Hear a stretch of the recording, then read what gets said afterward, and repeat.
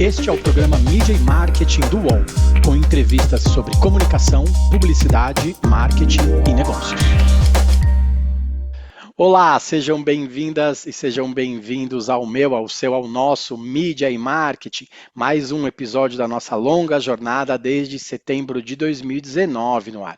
Meu nome é Renato Pesotti e hoje a gente recebe a Gal Barradas, que é diretora de Marketing e Growth da Rio Bravo Investimentos. Gal, o programa não é o 2222, né, como o Expresso do Gilberto Gil, mas é o programa 222, né? Para uma baiana como você, tudo bem também, né? Obrigado pela Bacana. presença. Super prazer te receber aqui hoje.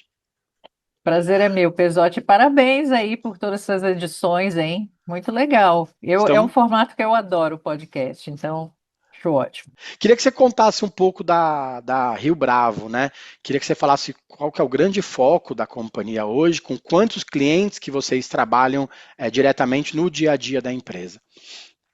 Tá. Bom, a Rio Bravo, ela foi fundada pelo Gustavo Franco, né? Pelo Paulo Bilic. Hoje tem mais alguns sócios, mas enfim. Com 25 anos de vida, é uma das gestoras independentes mais antigas do Brasil e também está entre as maiores, né? Das independentes, né, porque muitas hoje são ligadas a algum grupo econômico já. É uma empresa que tem 13 bilhões sob gestão.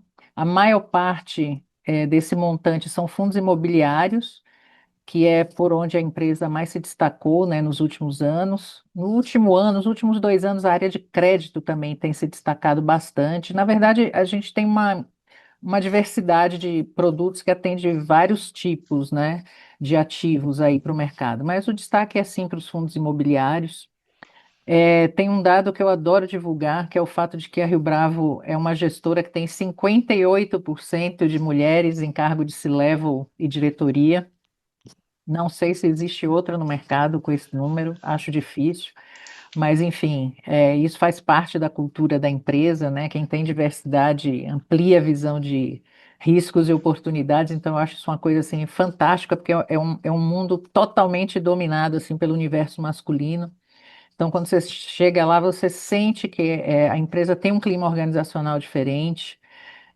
Isso é fantástico. E entre produtos, são mais ou menos entre produtos que a empresa faz gestão e administração, 40 mais ou menos. Então, esses são os grandes números assim da companhia. Legal. A gente viu uma explosão de pessoas físicas nos últimos anos investindo na bolsa, que Sim, começaram a investir na bolsa, e isso sim. passou também para outros ativos. Qual que você acha que foi o grande impulsionador desse movimento? Por que que tem dado tão certo? Porque a gente teve essa explosão e essa explosão continuou, né? Não foi aquela coisa de bombou e depois o pessoal desistiu.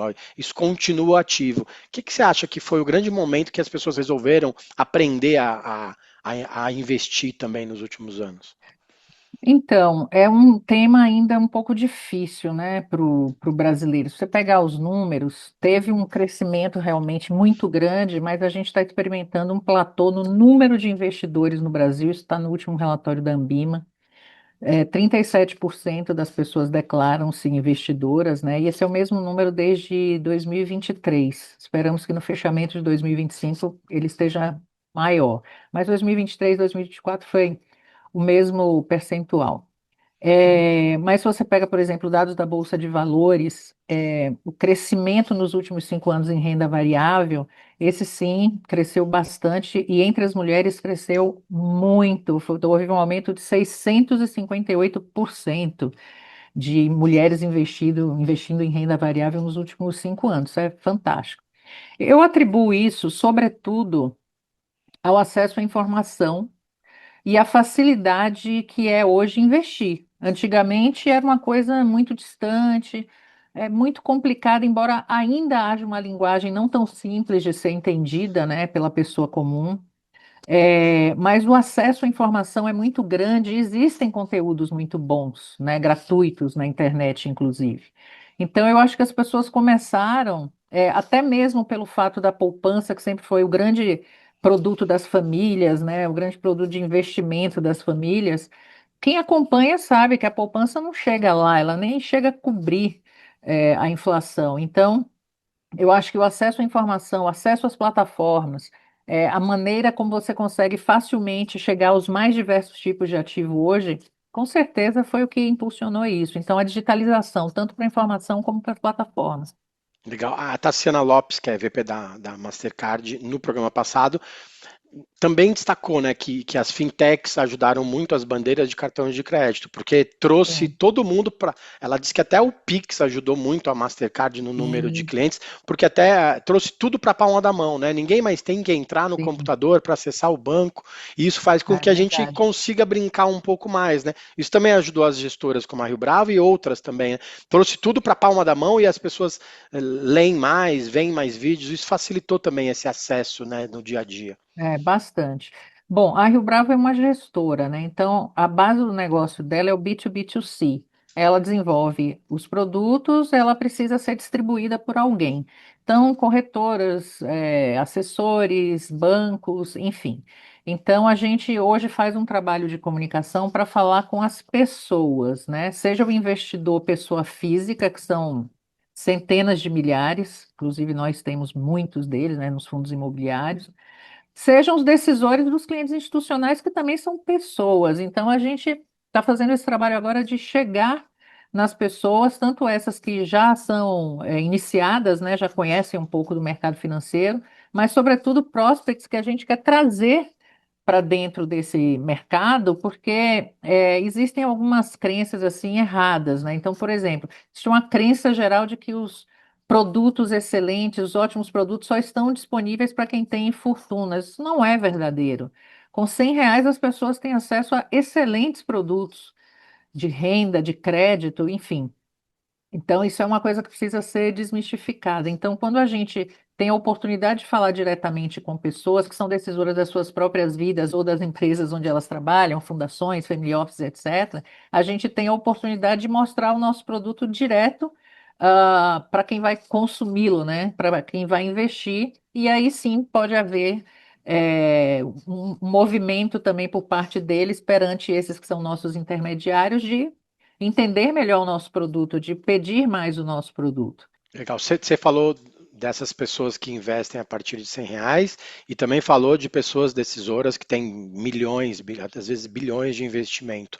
Como que é Correto. trabalhar essa comunicação de forma tão distinta? Porque, querendo ou não, são pessoas que precisam receber comunicações no momento certo, só que podem ser considerados muito diferentes, por públicos muito diferentes.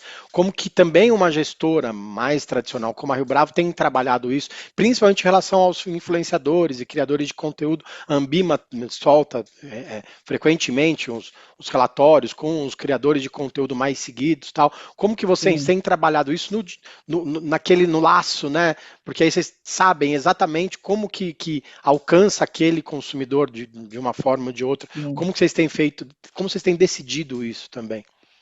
Nesse mundo aqui, às vezes até chamam de influenciadores aqueles que são analistas, mas têm um programa, né, no YouTube. Eles fazem conteúdo, mas eles são analistas. Esses são muito importantes para a gente e para qualquer gestora, porque eles têm uma palavra técnica, né? Eles têm uma opinião técnica e, obviamente, eles influenciam bastante por isso. Tem também aqueles que não necessariamente são analistas, mas estão ali imbuídos de ajudar as pessoas a entender, né, os ativos, entender os mecanismos e tal. Então, o que a gente procura fazer é assim, são tipos de clientes muito diferentes, né? Então, assim, por exemplo, uma family office, ela aloca de um jeito diferente de uma fundação, diferente de uma RPPS, diferente de um investidor pessoa física. Então, o que a gente tem é uma matriz de conteúdos por canais em que a gente fala com a linguagem adequada para cada um desses públicos e tem um cruzamento também com o momento de mercado. Então, visto o momento de mercado, o que que cada um desses perfis de investidores, né, de alocadores, está demandando nesse momento? Então, a gente não só impulsiona nossos conteúdos em rede social, mas a gente tem uma fortaleza muito grande no nosso CRM e uma fortaleza muito grande nos nossos eventos. Então, a gente faz eventos menores para cotistas, para falar sobre os fundos onde eles investem, às vezes explicar o porquê de uma mudança de tese, enfim, mas essa proximidade para nós é fundamental e para eles também, eles apreciam muito quando a gente faz esse tipo de evento. A gente faz eventos para prospects, pessoas que a gente quer se aproximar, que ainda não são nossos clientes. A gente também tem uma comunicação muito boa com os assessores, né, que são vendedores dos nossos produtos. A gente participa de grandes eventos de terceiros, né, como patrocinadores, com stand.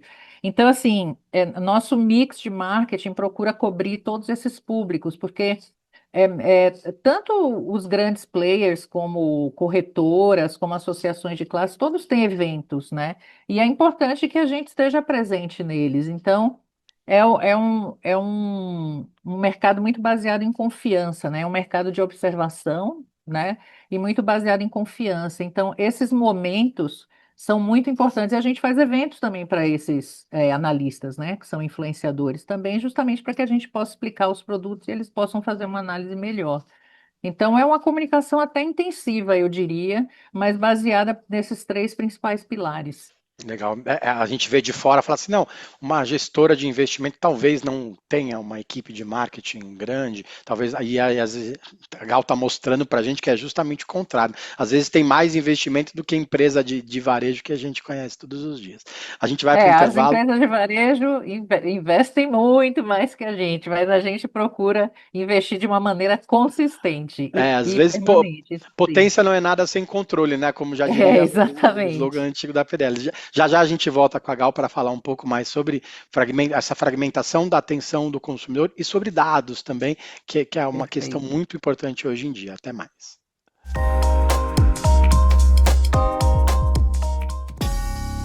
Ele nunca jogou pelo Santos, mas criou o príncipe da vila. O pai, o empresário, o estrategista, o filho, o craque, o ídolo. Neymar da Silva Santos. Fechou contratos, negociou transferências e transformou um menino da Baixada Santista em ídolo mundial. Neymar da Silva Santos Júnior. Emocionou torcidas, acumulou títulos e transformou um mecânico num empresário implacável. Agora, o novo podcast do All Prime vai revelar um enredo que entrou para a história do futebol mundial. Este é Neymar, um podcast original do All Prime. Ouça no All, no YouTube do All Prime e em todas as plataformas de podcast.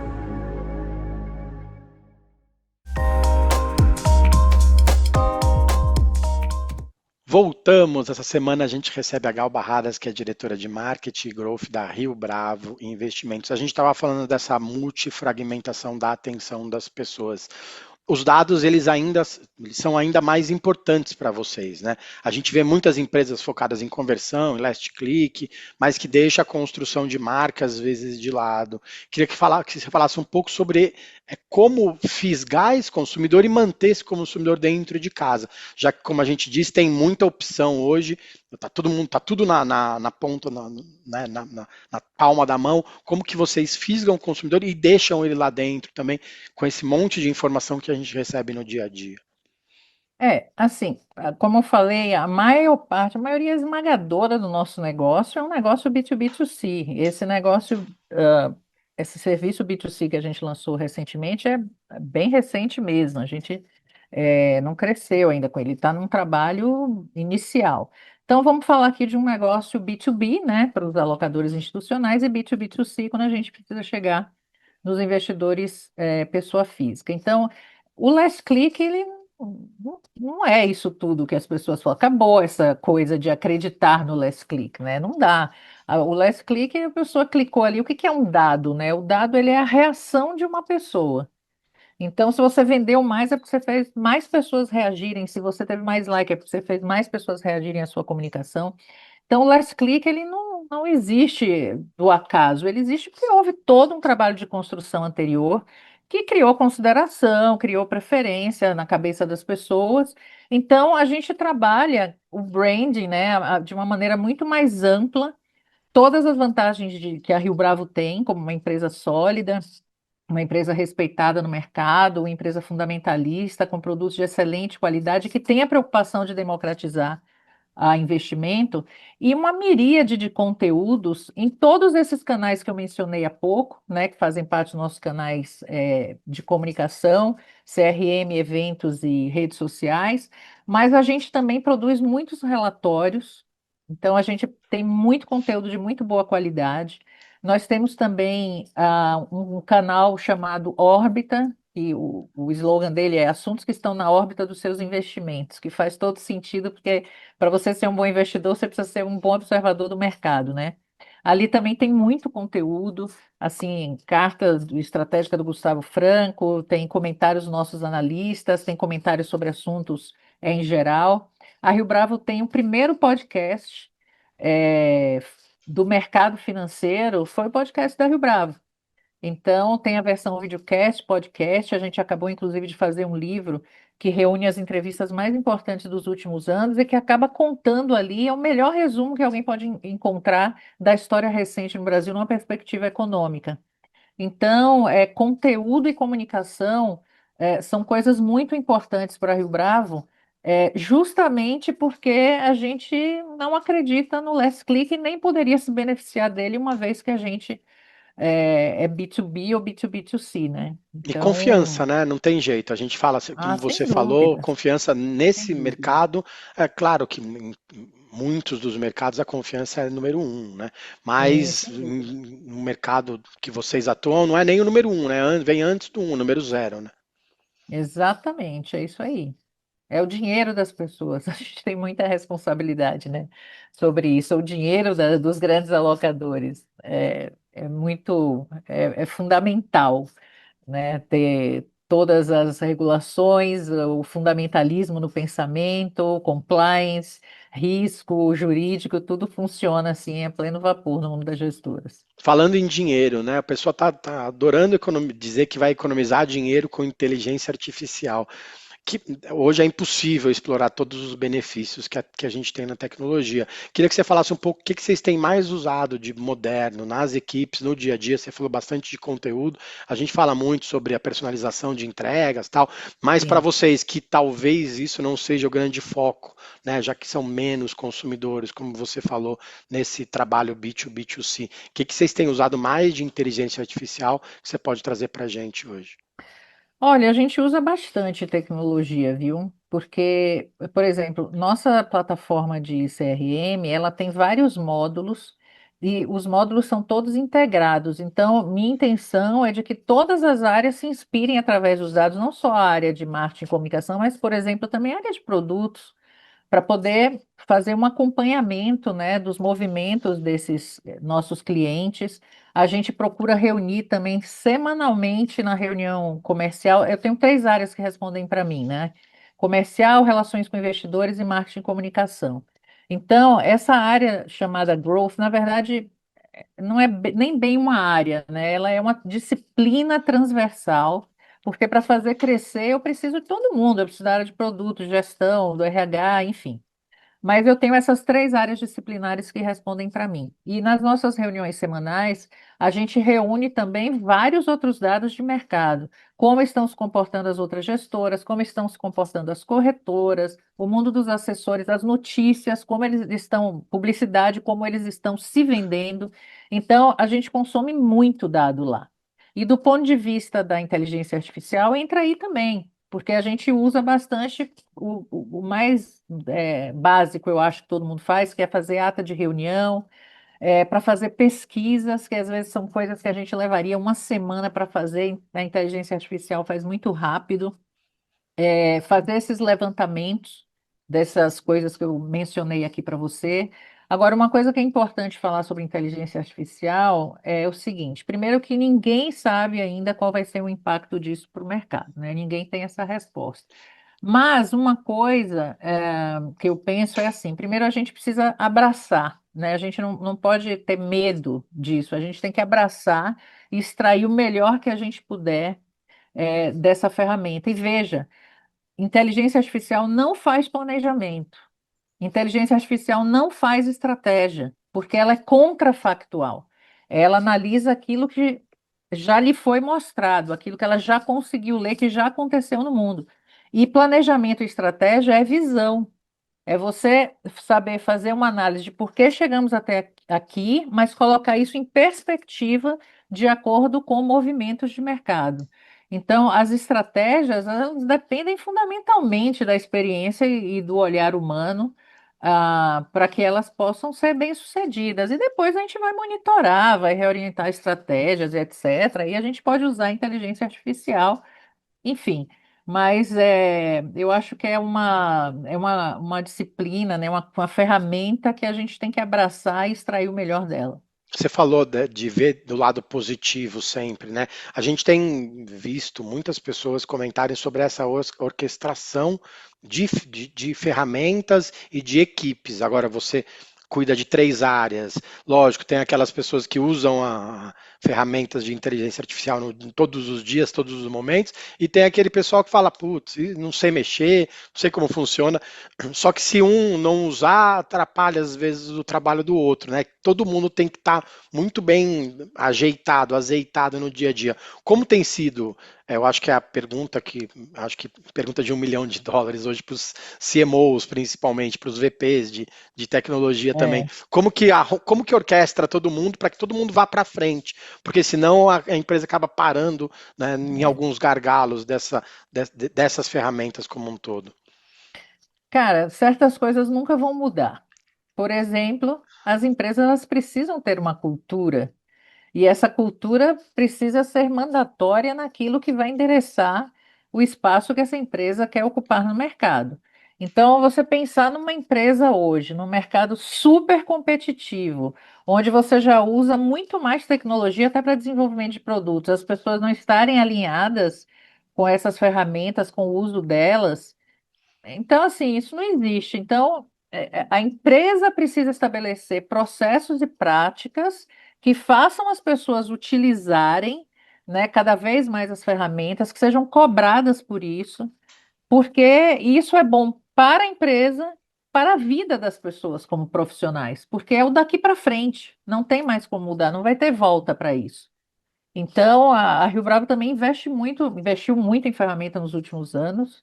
É, no último ano, inclusive, para ferramentas dessas disciplinas que eu estou falando aqui com a minha chegada, mas uma empresa que era assim, muita gente ia lá se aconselhar com a Rio Bravo sobre o uso das tecnologias já do mercado financeiro, mas essas ferramentas de marketing, CRM, gestão de dados, para que a gente possa desenvolver produtos, serviços, comunicação e tal, isso foi um investimento do último ano depois da minha chegada. E é uma coisa que teve adesão e despertou a atenção de todo mundo, por quê? Porque integrou mais a empresa. É um trabalho por gênese de integração, né? Dentro de uma gestora, para você construir um produto financeiro, lançá-lo, enfim. Então, isso aproximou mais as áreas da empresa. Então, foi muito curioso, porque as pessoas conseguiram enxergar que a tecnologia estaria acelerando seus trabalhos. Então, eu acho que é isso que as empresas precisam mostrar. Não é uma atividade a mais. Pelo contrário, você tem que botar a ferramenta para trabalhar para você ter menos atividades repetitivas, enfim, para que você esteja livre para criar as estratégias, o planejamento, a criação, observar, ler os dados, né? Observar o mercado, enfim. Então, eu acho que a gente está indo bem, no ritmo que a gente está indo lá na Rio Bravo. Legal. Você participou do board, você foi fundadora de algumas agências do mercado publicitário mais tradicional. Uhum, Você sim. trabalhou na Finasca, você foi uma das sócias da FBIS, cofundadora da BTC Havas, você foi sócia da Spark também, né? Você atuou de outras formas em algumas agências. Hoje você está no mercado que parece diferente do tradicional. Queria que você falasse como que foi essa mudança, se teve uma mudança ou se na verdade é só uma questão de mercado e como que foi passar por todas essas mudanças do mercado mesmo, como um todo, né? Se a gente fala de FNASCA, de publicidade super tradicional, filme na TV, até Uhum, Spark, que fala de influenciadores, que é o mercado da Creator Economy, que é totalmente novo, né? Que todo mês se reinventa. Como que foi sim. essa passagem toda de carreira até hoje? Então, Pesote, quem olhar meu histórico vai ver que eu sempre fiz movimentos para avançar, né, para acompanhar movimentações de mercado. Então, por exemplo, A Finasca foi a primeira agência onde eu trabalhei, onde eu ouvi falar sobre comunicação 360. A gente tinha lá competências que depois deixaram até de existir dentro das agências, mas a gente tinha uma área de merchandising, a gente tinha a área de marketing direto, como chamava na época, a gente tinha a área de eventos, a gente tinha a área de internet, como também chamava na época. Tanto é que você vê que o case de Skol, né? Eu tive a honra e o prazer de trabalhar nesse case, que é uma referência de case de cerveja no mundo, né? É, a gente fazia uma comunicação que se tornou referência para todas as cervejas. Foi a primeira marca que teve uma comunicação realmente integrada. Televisão, internet, site. Foi a primeira marca de consumo a ter um site, né? A grande plataforma de eventos que a Skol tinha, e era tudo interligado. E isso tudo era pensado e orquestrado pela FNASCA. Depois eu fiz um movimento para a MPM para sair um pouco das disciplinas e entrar na gestão, né? Porque lá eu era vice-presidente, responsável pela área de propaganda, então realmente foi para fazer um movimento de ascensão. Mas eu trago a W Brasil e a FNASCA no meu coração, assim, e jamais sairão, assim. Meu temperamento também foi formado por essas duas empresas. Aliás, a FNASCA foi o lugar onde eu trabalhei mais tempo, né? Fiquei 8 anos lá. E depois da MPM, eu fui para a FBIS, que era na época uma agência meio produtora, assim, mas ela já se destacava pelo case de Netshoes e ela precisava crescer. Então, o Marcelo Lacerda, que foi quem me convidou para ir, na época ele era o sócio controlador, ele falou assim: Gal, queremos construir a grande agência da era digital. Então, isso também foi um movimento, acompanhando o movimento de mercado, porque era unir o melhor dos dois mundos, né? Tudo que ela entendia e era muito boa de analytics, performance, e-commerce, com a parte de posicionamento de marca, posicionamento estratégico, criatividade e tal, e foi um grande sucesso. A história está aí, né, para contar. É um case também no mercado. Aliás, como case de marca, meu grande orgulho é a Skol. Como business case, meu orgulho é a FBIS, porque foi um resultado assim extraordinário. É, antes até do esperado, então, enfim, marca de sucesso. Depois, fundar a BTC já é um modelo muito diferenciado na França, né? E quando a gente fundou a BTC aqui em São Paulo, a gente começou a empresa no modelo de squads, sendo que a gente nem sabia que esse nome existia, tá?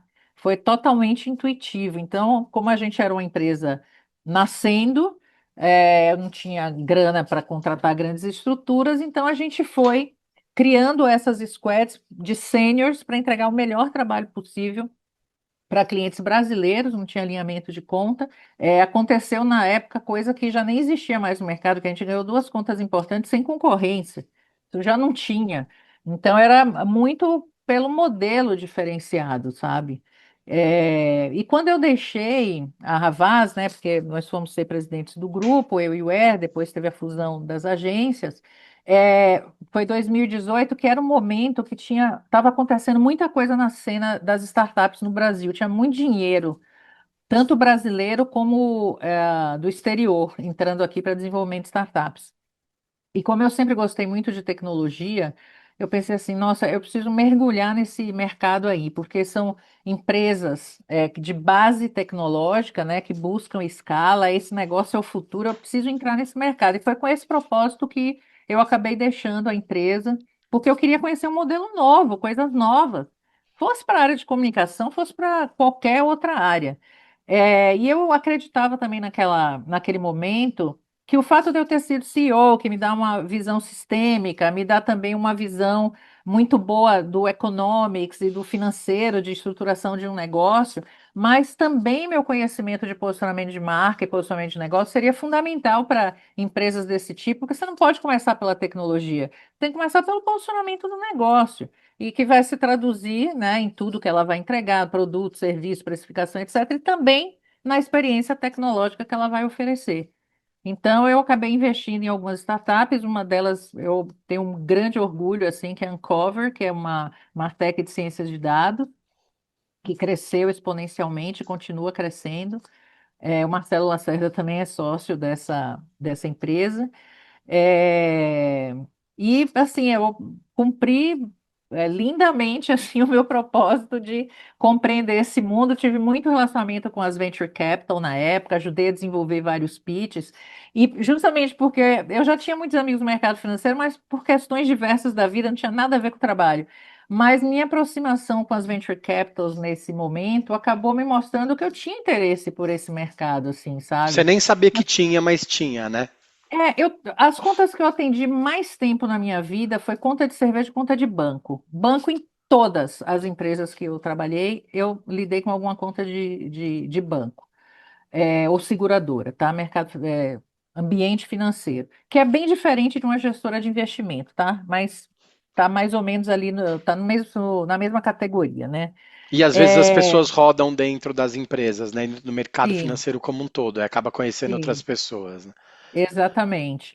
Então eu fiquei bastante assim encantada, né, com essa coisa de você pegar o dinheiro para você transformar em algo que é sólido, que é o futuro das pessoas, que tem impacto na sociedade e tal. E eu realmente quis entrar no mercado financeiro.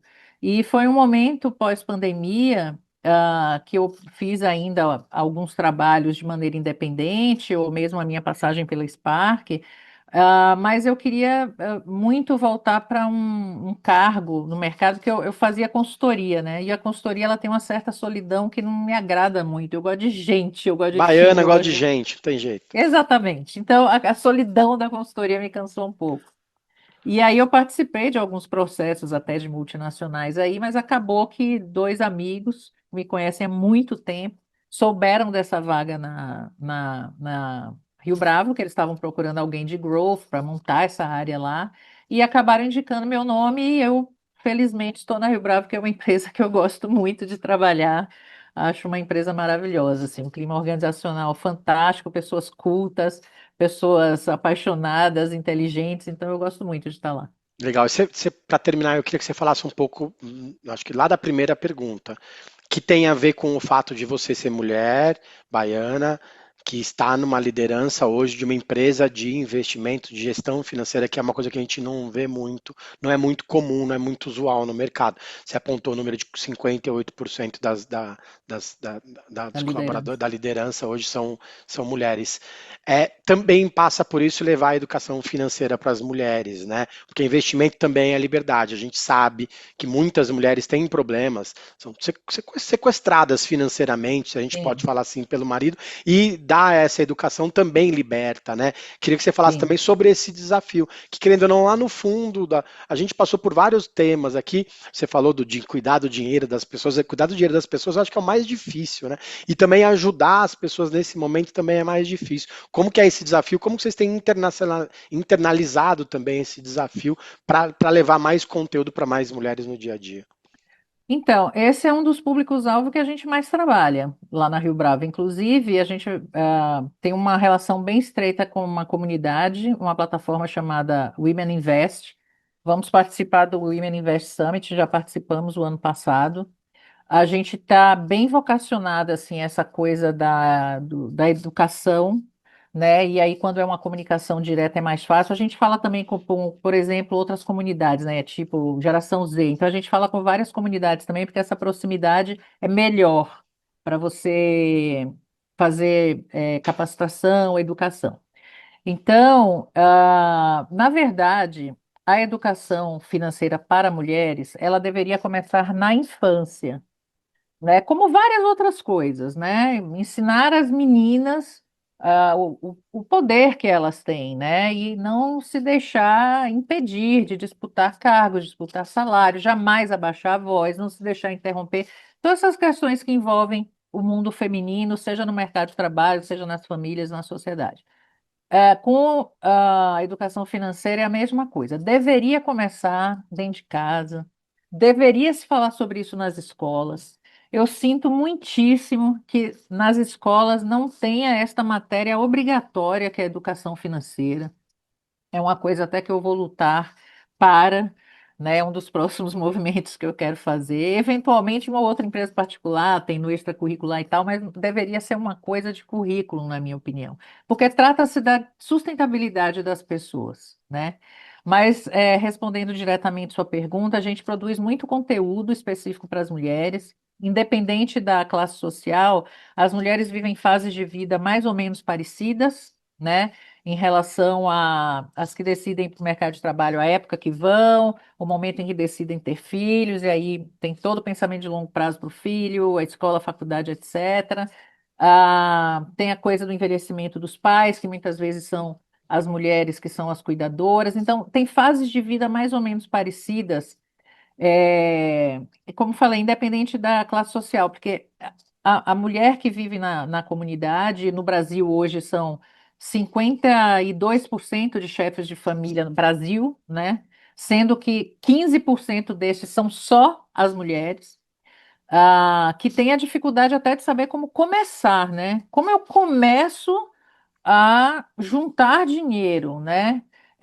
Onde eu ponho esse dinheiro? Como eu faço esse dinheiro trabalhar para mim? Falta muita informação. E seja uma mulher abastada, entendeu? Que recebeu uma herança, mas não sabe o que fazer com o dinheiro, não foi lhe dada informação, nem acesso à capacitação durante todos esses anos da sua vida, uma mulher madura sem informação para isso. Então, a gente trabalha muito esse tema fases da vida e vai explicando os produtos, explicando os benefícios de cada um deles, e explicando que as pessoas precisam ter uma questão de autoconhecimento muito grande, assim, até que ponto eu estou disposta a correr risco, até que ponto eu estou disposta a abrir mão de certo padrão, para começar. E uma coisa que eu sempre falo para as mulheres é o seguinte, gente, vocês não precisam saber tudo para começar. Vocês precisam saber o suficiente para começar. E a partir do momento que você começa, você vai juntando não só dinheiro, como conhecimento. Então, você fez sua primeira reserva de emergência, daqui a pouco você está apostando já em um outro produto com outro tipo de liquidez, ou uma renda variável, faz um seguro de vida, que é uma coisa super importante também. Então, começa a investir em ações, o que é importante para todo mundo, independente de ser homem, mulher, jovem ou não jovem, enfim, é o seguinte. Disciplina, visão de longo prazo e incrementalidade. Se você poupar, né, investir pouquinho em pouquinho, todos os meses, pegar esse rendimento, reaplicar o seu investimento, aproveitar melhor os juros compostos, você chega lá. Disciplina é a palavra-chave. E essa visão de incrementalidade. Não precisa ter um grande montante para começar, de pouquinho em pouquinho, com essas atitudes, você chega lá. Beleza, obrigado. Gal, obrigado mais uma vez, obrigado pelo tempo, que vocês possam levar conhecimento para ainda mais gente, que a gente possa levar conhecimento para ainda mais gente no dia a dia. Com certeza. Obrigada, Pesotti. Super prazer estar com você de novo. Como a Gal falou, de pouquinho em pouquinho a gente tem muito, né? Então aqui no Mid Market também de pouquinho em pouquinho a gente tem mais de 200 de executivos e executivas contando boas histórias sobre marketing, sobre publicidade, sobre comunicação. A gente está na TV, no canal UOL, no YouTube e no Spotify. Até mais. Os podcasts do UOL estão disponíveis em todas as plataformas. Você pode ver uma lista com esses programas em uol.com.br/podcasts. Mid Marketing tem produção, coordenação e apresentação de Renato Pesotti, edição de vídeo de Danilo Correia, design de Débora Faleiros e Yara Vidal, direção de arte de Gisele Pungan e René Cardilho, coordenação de vídeo de Danilo Esperandio e Fabrício Venâncio, Antônio Morel e Tatiana Esquibola são gerentes de conteúdo e Murilo Garavello é o diretor de conteúdo do UOL. Uau!